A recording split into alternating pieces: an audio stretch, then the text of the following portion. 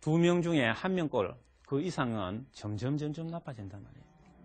물론 이제 그 중에 한 3분의 1은 그 상태 그대로 가는 사람도 있어요. 그러나 과반수는 더 나빠지기 때문에 병을 키워서는 안 된다는 이야기죠. 실제로 그냥 뒀을 때 어떤 현상이 일어나느냐. 악화될 때는 방광이 자꾸만 힘을 더 써야 되잖아요. 그러면 나중에 기력을 떨어가지고 오줌을 울 때는 다 밖으로 내보내야지 남은 소변이 있어서는 안 돼요. 그러면 서서히 기능이 떨어지면은 다 밖으로 못 보내고 남는 소변이 생긴다. 잔뇨가 생기기 시작하죠. 방광의 용적이 400cc인데 잔뇨가 100cc 있다 그러면은 항상 오줌 누고 나도 100cc 있는 거 아니에요? 그럼 용적이 100cc 줄은 거와 마찬가지단 말이에요. 금방 또 가득 차여버리겠죠. 그래서 악순환이 이제 계속된다는 것이고 결국은 나중에 가면은 양측 콩팥에까지 영향을 미쳐가지고 요독증으로 연결되고 과거에는 이것 때문에 사망하는 사람까지 있었어요. 예?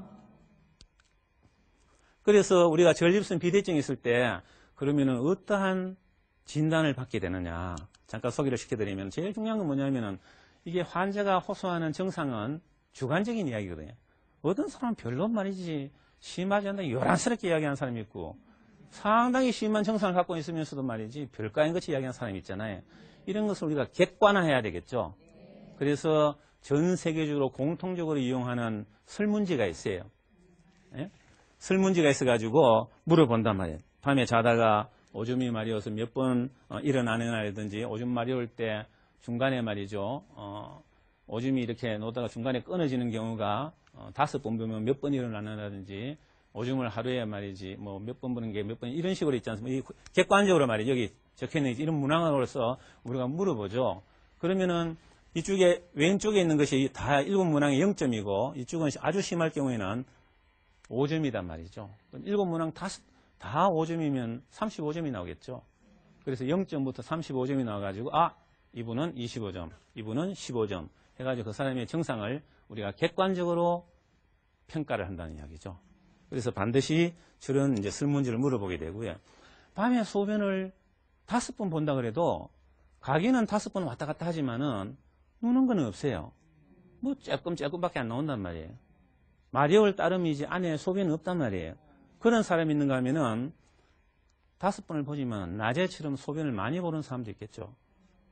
질이 다르죠. 우리가 밤에 눈을 감고 잘 때는 어두워지면은 뇌에서 소변을 만들지 못하도록 하는 호르몬이 나와요. 그래서 정상인 사람은 편안하게 밤에 잘 수 있는 거예요. 그런데 나이가 들면은 오줌을 만들지 못하도록 하는 호르몬, 항이뇨 호르몬이 생산이 감소된단 말이에요. 밤에 노인이 될수록 소변을 더 잘 만들어내는 거죠. 그럼 이게 유별나게 많이 감소있는 사람은 소변을 너무 많이 만들어내겠죠. 그래서 밤에 자는 동안에 만들어내는 소변이 하루 전체 소변량의 30%가 넘었으면 여기에 문제가 있다는 이야기예요. 예? 그래서 실제로 여기가 들어보고 이분이 밤에 자다가 3번이나 화장실에 가는데 오줌도 많이 만들어낸다 할 때는 양을 알아보기 위해서 우리가 배뇨 일지를 적어두도록 해요.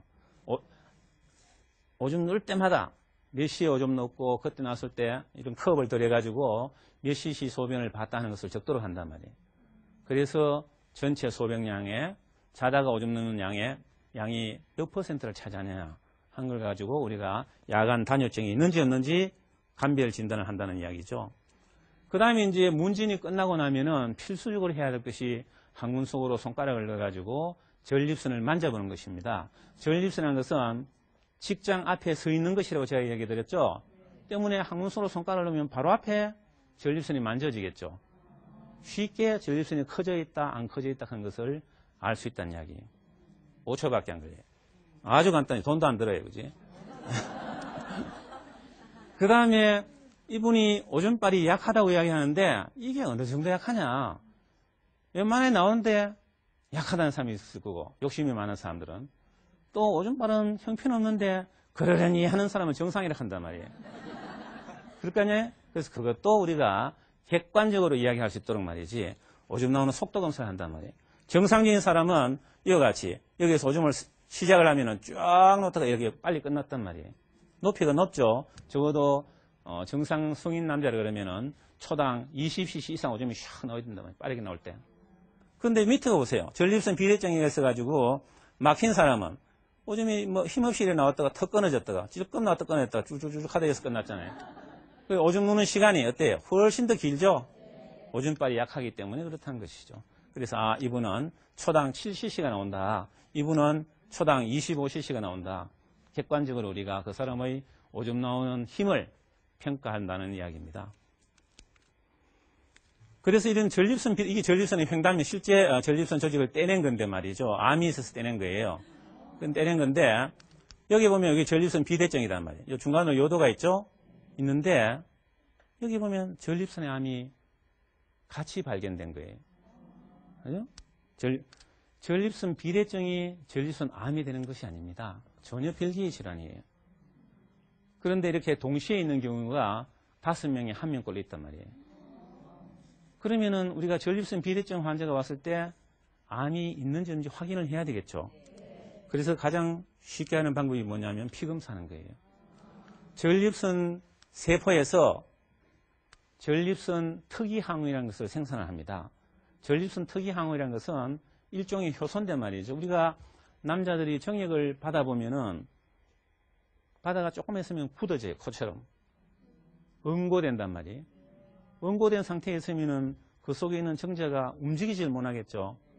이 녹아야 될 거 아니에요. 녹도록 해주는 것이 바로 전립선 특이항원이라는 거예요.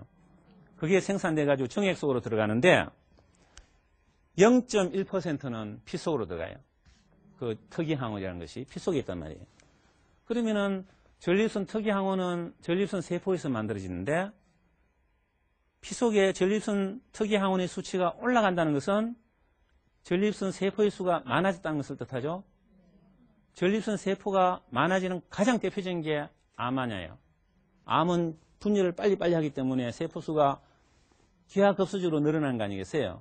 그래서 피 속에 전립선 특이항원, 영어로 PSA라고 그러는데 저게 올라갔다는 이야기는 암을 의심해 봐야 된다는 이야기예요. 그래서 반드시 전립선 비대증 환자가 오면은 우리가 피를 뽑아서 전립선 특이항원 PSH를 측정한다는 이야기입니다.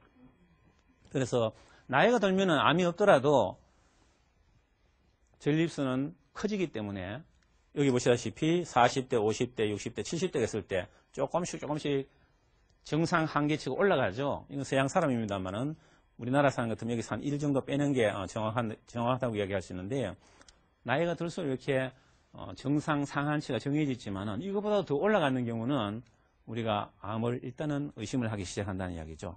그러면은 우선은 수술을 받든 약물 치료를 하든 기다리는 환자든 그냥 관찰하는 환자든 관계없이 기본적으로 해야 할 것이 뭐냐면은